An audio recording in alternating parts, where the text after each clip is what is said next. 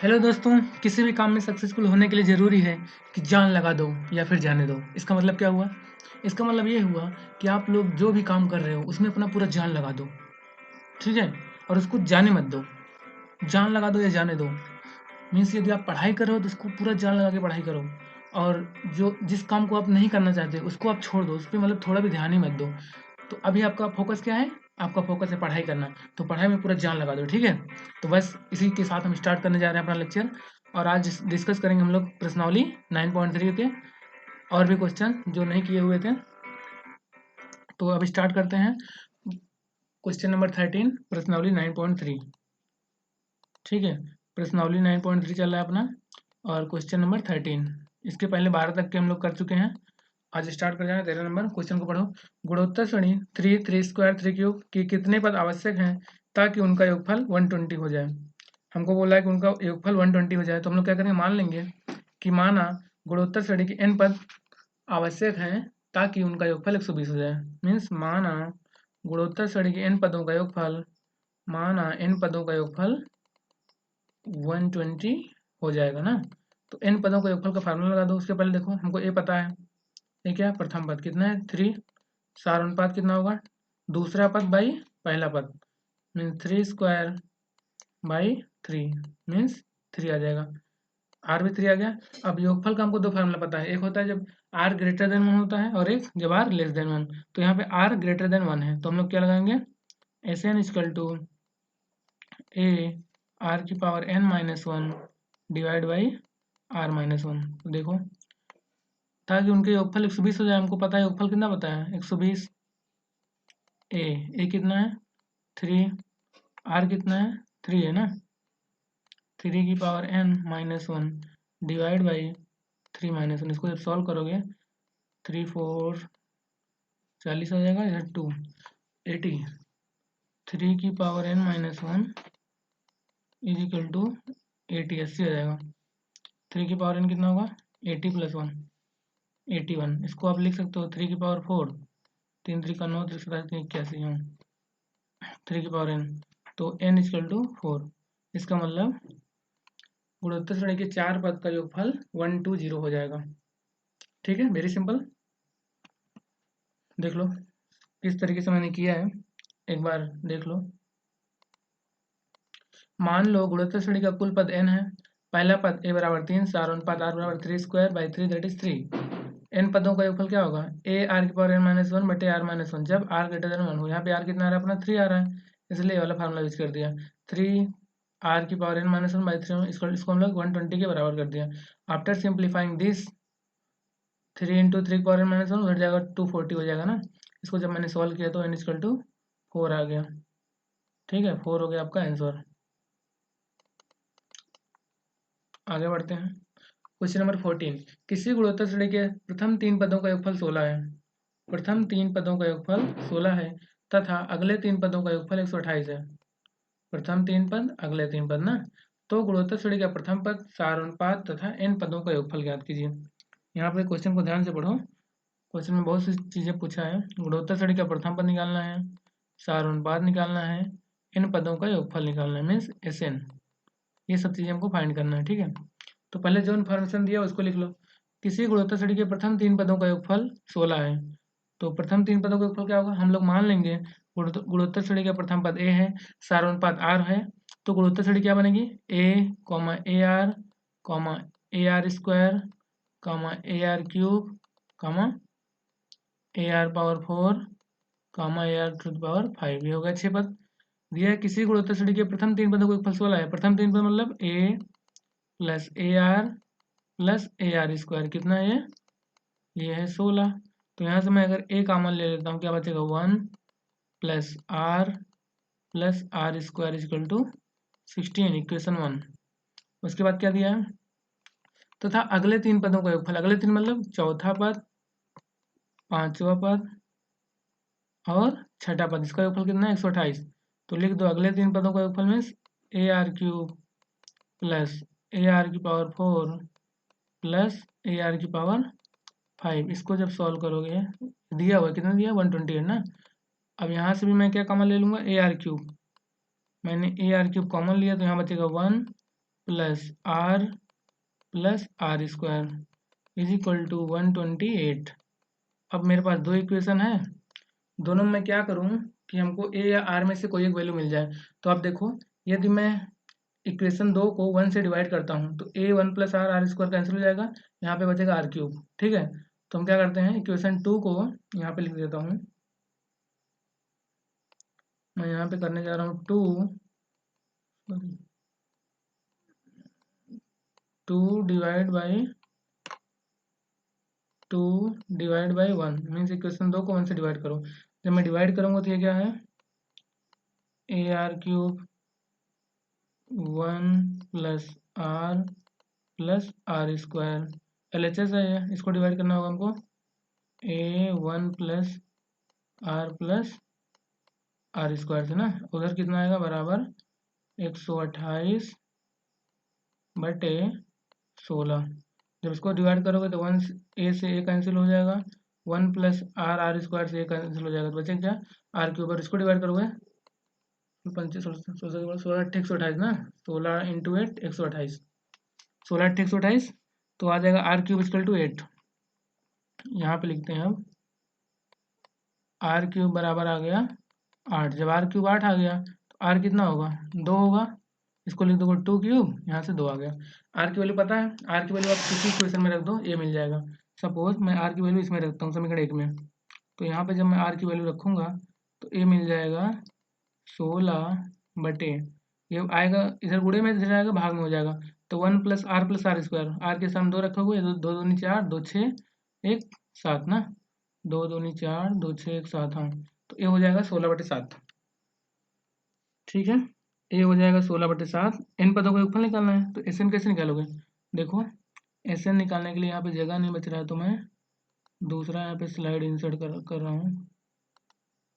Sorry, क्या हो गया, स्क्रीन लेता हूँ ब्लैक स्क्रीन पे। देखो अब हमको निकालना है इन पदों का योगफल, तो एस एन क्या होता है, ए उसके बाद r to the power n minus 1 divide by r minus 1। ठीक है, ये पता है हमको, ये कितना है 16/7, तो 16/7 और आर कितना निकाले थे हम लोग, 2 आया था ना, आर 2 आया था, 2 की पावर n माइनस 1 बटे आर माइनस 1, 2 माइनस 1, तो ये हो जाएगा 16/7, 16/7 2 की पावर n माइनस 1, ये हो जाएगा आपका फाइनल आंसर।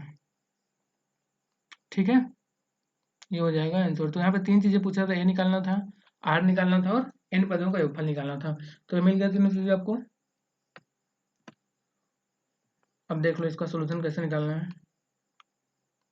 सोल्यूशन में देख लो, मान लीजिए गुणोत्तर श्रेणी ए आर स्क्वायर है, प्रथम पद ए है, साधारण आर है, 3 पदों का योगफल क्या होगा, या तो आप ये वाला फॉर्मूला लगा दो, या जैसे मैंने बताया प्लस ए आर स्क्वायर। ठीक है, दोनों एक ही चीज़ है।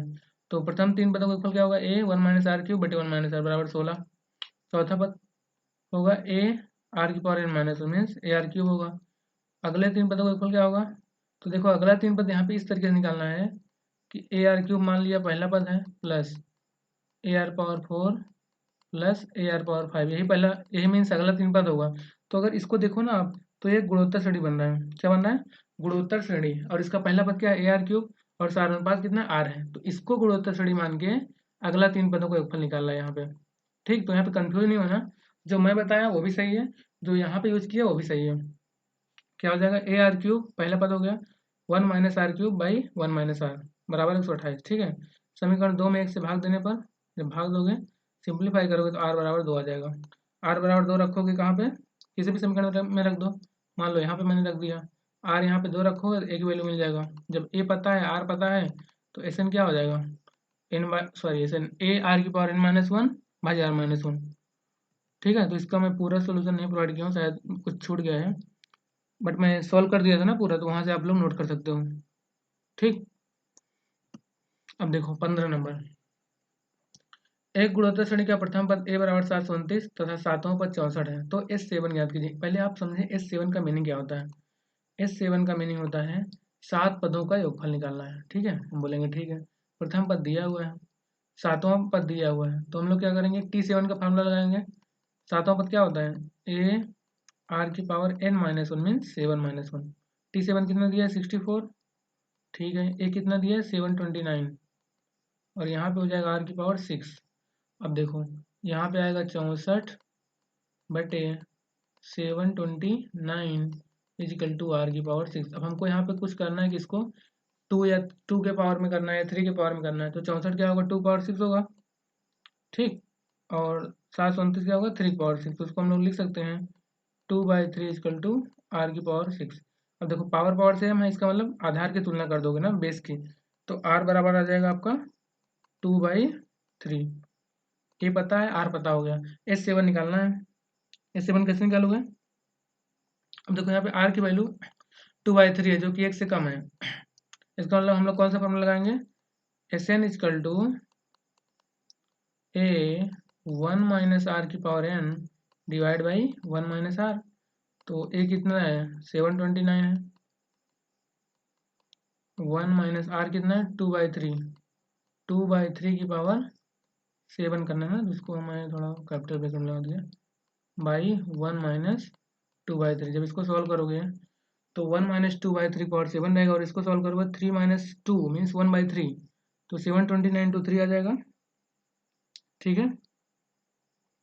इसको जब मैं सॉल्व करूँगा, देखो इसको आगे लिखता हूँ, यहाँ पे लिख देते हैं चलो।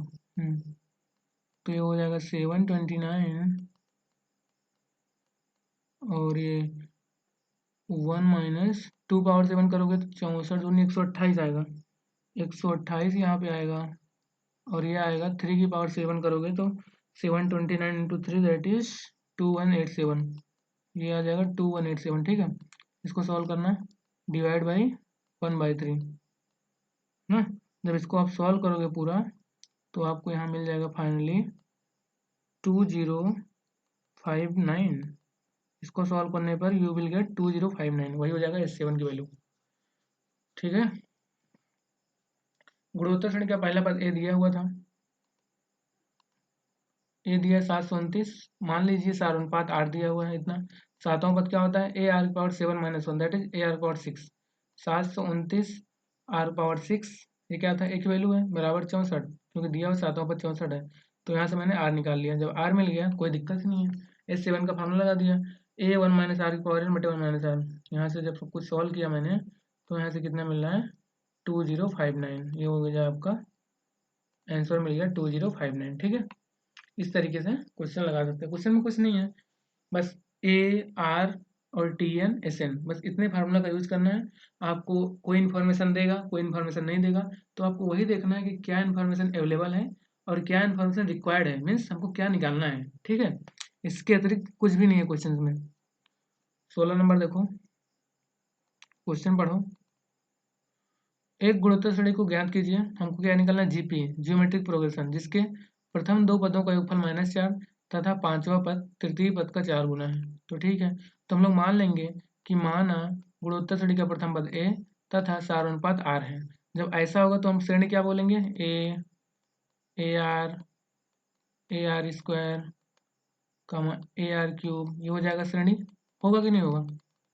अब देखो प्रथम दो पदों का योगफल -4 है, ठीक है। प्रथम दो पद क्या होगा, ए प्लस ए आर बराबर -4। इसको थोड़ा और लिखोगे अब सही से, तो ए कॉमन हो जाएगा, 1 प्लस आर बराबर -4। इसको मैंने मान लिया समीकरण 1, ठीक है। अगला इन्फॉर्मेशन क्या दिया है, पांचवा पद तृतीय पद का 4 गुना है। पांचवा पद मीन्स T5 क्या है 4 गुना, किसका 4 गुना, तीसरा पद का। पांचवा पद तृतीय पद का 4 गुना है, ठीक है।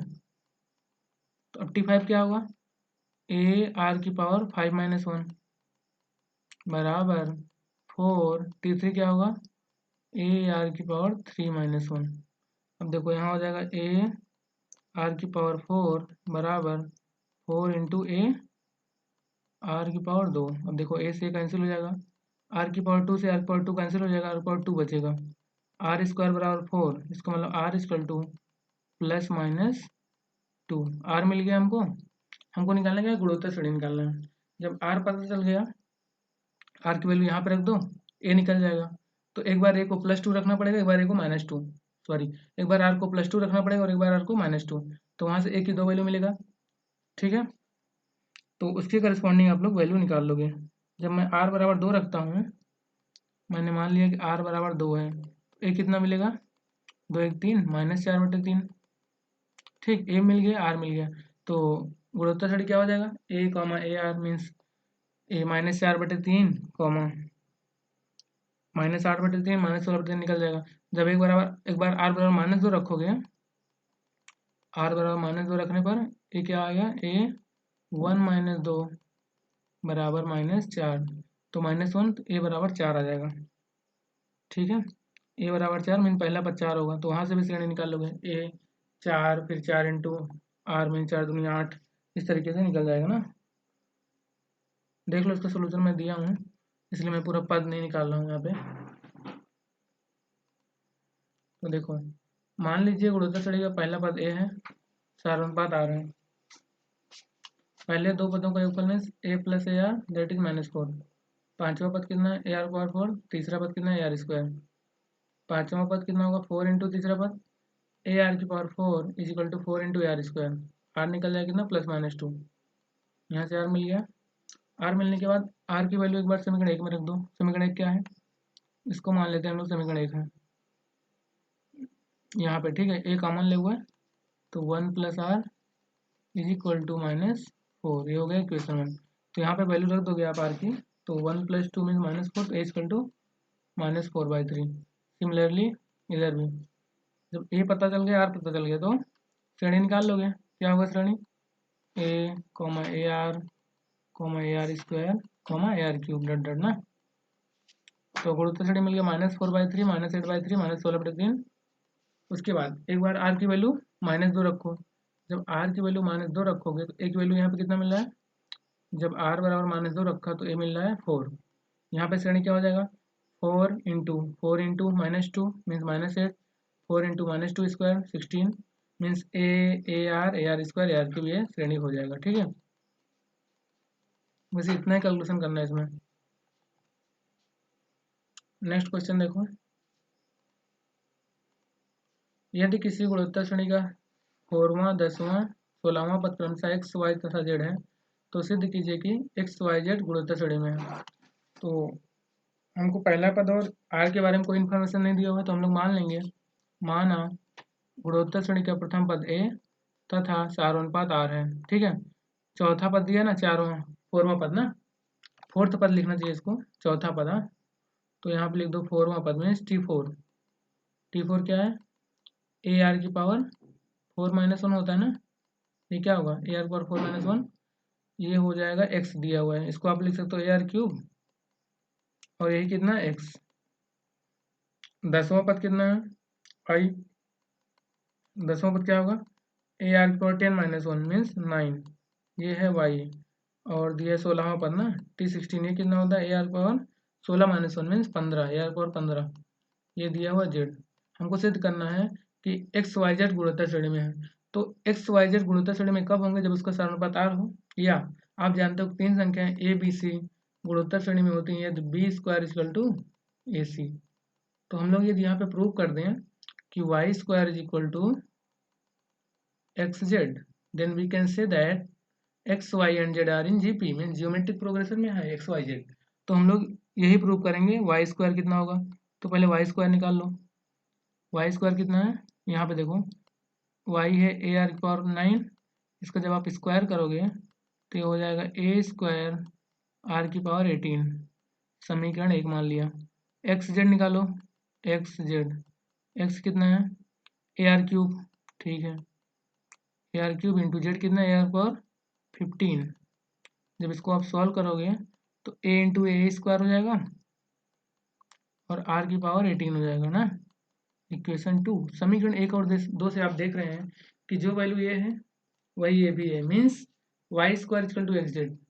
जब y² = xz है, इसका मतलब हम कह सकते हैं कि x y z are in G P, means x comma y comma z गुणोत्तर श्रेणी में है, जियोमेट्रिक प्रोग्रेशन में है।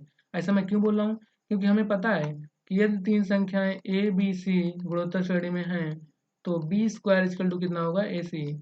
उसी तरीके से यदि एक्स वाई जेड गुणोत्तर श्रेणी में है तो y² xz ना, इसलिए हम ऐसा बोल पा रहे हैं। ठीक, अतः प्रूफ हो गया। तो बोला था सिद्ध कीजिए कि एक्स वाई जेड गुणोत्तर श्रेणी में, तो हो गया ना प्रूफ, तो यहाँ पे लिख देना हैंस प्रूव्ड। ठीक है ना, इस तरीके से सिद्ध होता है। आगे देखो सोल्यूशन यहाँ पे रेडी है आपके लिए। क्या करना है, मान लीजिए गुणोत्तर श्रेणी का पहला पद ए है, सार अनुपात आर है, चौथा पद कितना होगा A are cube that is X, 10वां पद क्या होगा A are power 9 that is Y, 16वां पद क्या होगा A are power 15 that is Z. तो वाई स्क्वायर निकाला इतना आ गया, एक्स जेड निकाला इतना आ गया, तो Y square equal to x z, इसका मतलब एक्स वाई जेड गुणोत्तर श्रेणी में। ये कैसे आया, ए आर क्यूब कैसे आया, चौथा पद क्या होता है T4, T4 का फॉर्मूला होता है ए आर की पावर n-1, n क्या है 4 है, तो यहाँ से ए आर क्यूब आ जाएगा। इसी तरीके से और भी सॉल्व किया गया है ना। ठीक है, आगे बढ़ते हैं। क्वेश्चन नंबर 18, मैं बोला था आपको ये पहले से क्वेश्चन करने के लिए, इसके पहले हम लोग इस टाइप के क्वेश्चन काफ़ी कर चुके हैं ना।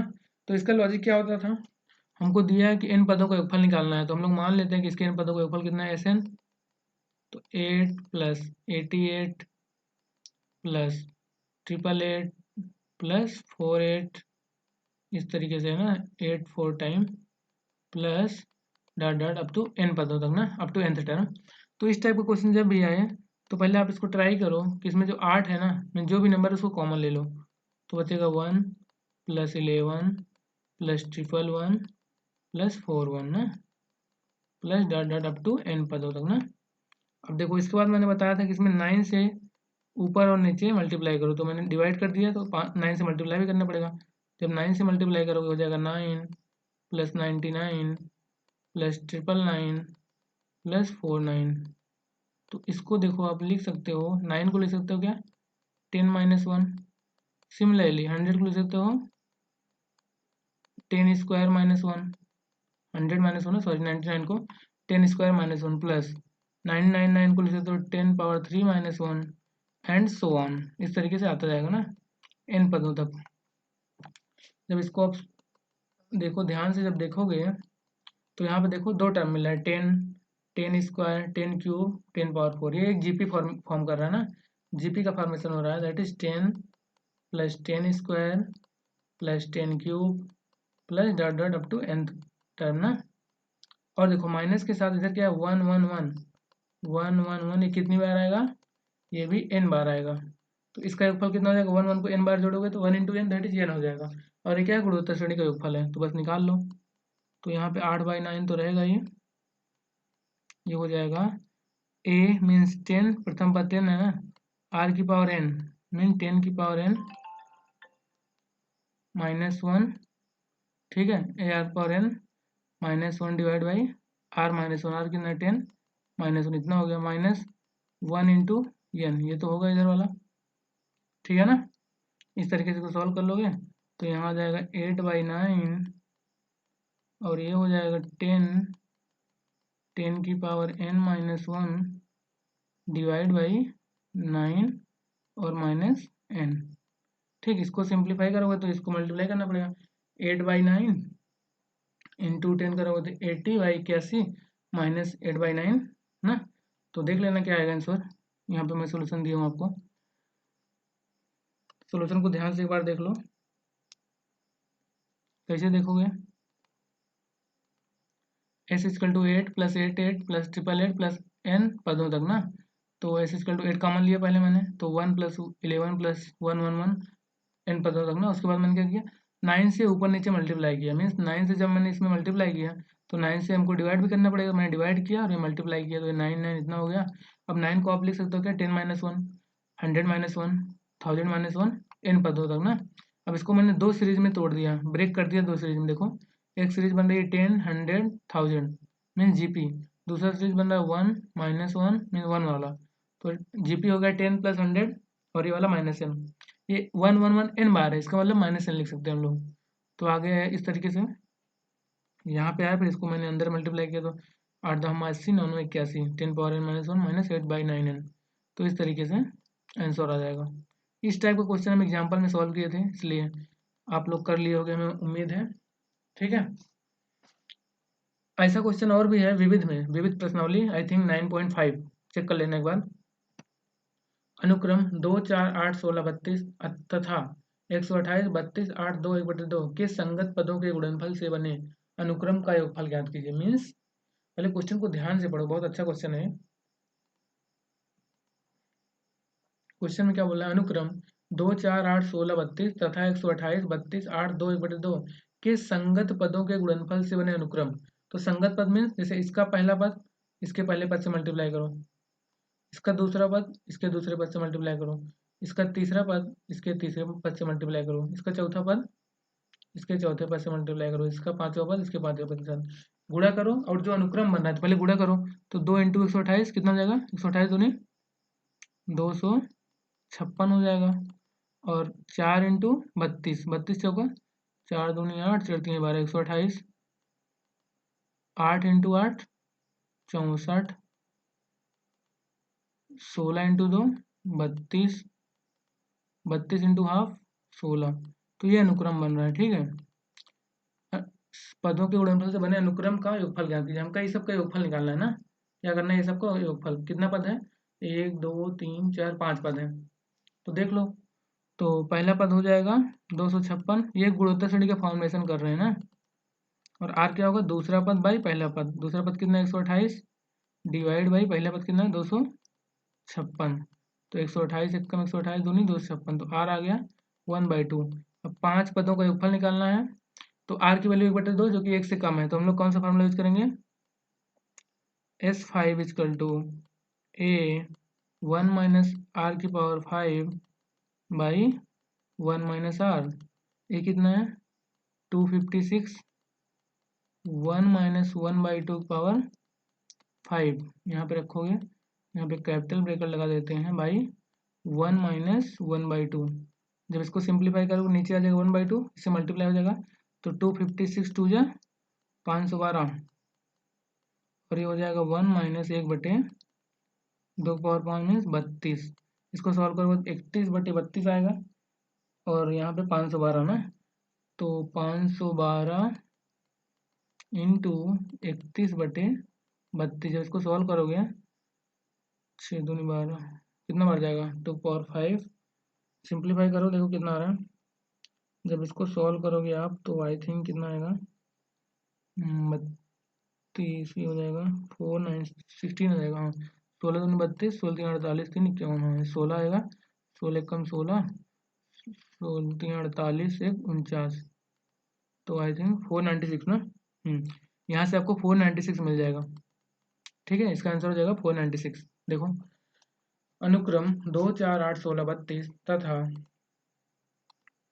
128 32 8 2 कामा 1/2 के संगत पदों के गुणनफल 2 128 4 32 इतना संगत पद हो गया ना। जब इसको मैंने गुणा किया तो कितना आ गया? 256 128 64 32 16, एक जीपी बन रही है। बस जीपी बन रही है, इसमें 5 पद हैं, तो 5 पदों का योगफल निकालना है। गुणोत्तर श्रेणी का पहला पद 256 है, आर निकाल लिया 1/2 आ गया, n = 5। तो Sn = a, यहाँ पे फार्मूला लगा Sn = a1 - r⁵n divide by 1 - r। सब वैल्यू रख दिया, यहाँ पे सॉल्व किया, देन यू विल गेट 496। मैं पूरा बता चुका हूँ सॉल्यूशन, इसलिए यहाँ पे बस आपको, इसलिए मैं इसको रख देता हूँ ताकि आप अपना नोट्स बना सको सही से, क्योंकि मैं यहाँ पे माउस से लिखता हूँ एक्चुअली। तो एक्चुअली जो लिखा हुआ होता है ना, क्लियरली आपको शायद दिखता ना हो, या मीन शायद समझ में ना आता हो, ठीक है। इसलिए मैं एक बार पहले एक्सप्लेन करता हूँ, उसके बाद पूरा सोल्यूशन आपको प्रोवाइड कर देता हूँ, ठीक है। आगे बढ़ते हैं। दिखाइए कि अनुक्रम a, AR, AR², up to AR⁻n-1 तथा AR² के संगत पदों के गुणनफल से बना अनुक्रम गुणोत्तर श्रेणी होती है तथा सारानुपात ज्ञात कीजिए। ये भी संगत पदों से रिलेटेड है ना, जैसे मैंने अभी संगत पदों वाला क्वेश्चन किया। तो पहले आप तो निकालो संगत पदों से बना अनुक्रम क्या होगा। अनुक्रम क्या होगा? दो अनुक्रम दिया हुआ, एक अनुक्रम ये वाला है और एक अनुक्रम ये वाला है, के संगत पदों के गुणनफल। संगत पद में पहला पद इसका पहला पद इसका गुणा करो, तो हो जाएगा a × a, कॉमा दूसरा पद इसका दूसरा पद इसका, AR × AR, AR × AR, ठीक है। तीसरा पद क्या होगा? AR², कैपिटल AR², ठीक है। इस तरीके से इसे लास्ट टाइम निकल जाएगा। अब बोल रहा है कि सिद्ध कीजिए ये गुणोत्तर श्रेणी में है, तो आप क्या करोगे? T2/T1 निकालो। T2/T1 क्या है? दूसरा पद बाई पहला पद ना, तो दूसरा पद है AR डिवाइड बाई ए ना, तो ए से ए कैंसिल होगा, ए से ए कैंसिल होगा तो ये बचेगा स्मॉल आर कैपिटल आर। इसी तरीके से मैं निकालता हूँ T3/T2, तीसरा पद बाई दूसरा पद। तीसरा पद क्या है, ए आर स्क्वायर, और यहाँ पे ए आर स्क्वायर। इसको जब डिवाइड करोगे ए आर से, तो स्मॉल ए से स्मॉल ए कैंसिल होगा, ए से ए कैंसिल होगा। यहाँ पे आर है, यहाँ पे आर स्क्वायर, तो एक आर बचेगा, और यहाँ पे आर स्क्वायर है, यहाँ पे आर है तो आर बचेगा। यहाँ पे देखो, यहाँ पे small r into capital r, यहाँ भी small r into capital r, means सारा अनुपात दोनों का बराबर है। T2/T1 बराबर है T3/T2 के। इसी तरीके से आप T4/T3 निकालोगे वो भी बराबर आएगा। तो हम लोग बोल सकते हैं कि ये सब एक गुणोत्तर श्रेणी में है, जिसका सारानुपात सपोज आर डैश है, सारानुपात आर डैश है, वो कितना है, आर इंटू आर।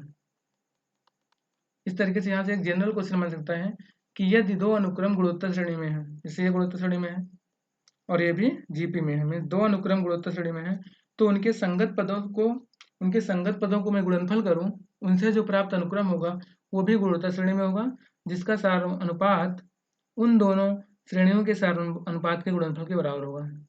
समझे? जैसे यहाँ पे देखो, इसका सार अनुपात कितना आ रहा है, r into r. R means पहले श्रेणी का सार अनुपात और दूसरे श्रेणी का सार अनुपात, तो उसका सार अनुपात उन दो श्रेणियों के गुणनफल के बराबर होगा। देख लो, नोट कर लो यहाँ से। माना अनुक्रम ए आर, पहला अनुक्रम ए है, ठीक, दूसरा अनुक्रम ए है, के संगत पदों गुणनफल से बना अनुक्रम क्या हो जाएगा, A into A R into A R square into A R square dot dot ना, या ए इंटू ए को साथ में लिख लिया यहाँ पे ना, इतना हो जाएगा। स्पष्ट है कि यह पद गुणोत्तर श्रेणी में है। कैसे, T2/T1 निकाल लेना, T3/T2 निकाल लेना, आ जाएगा ना। इसका पहला पद ए दिख रहा है, सारानुपात कितना है, दूसरा पद बाई पहला पद, तो यहाँ से आ गया आर इंटू आर। ठीक है, तो इस क्लास में हम लोग यहाँ तक डिस्कस करते हैं, अगले क्लास में आगे बढ़ेंगे। ठीक है, तो आप लोग देखते रहिए, पूरे वीडियो को देखिए, और जो क्वेश्चन आगे वाले उसको प्रैक्टिस करके रखना, ताकि जो भी डाउट हो नेक्स्ट क्लास में जब मैं बताऊंगा तो आप उसको डाउट को क्लियर कर लेना। ठीक, थैंक यू फॉर वॉचिंग।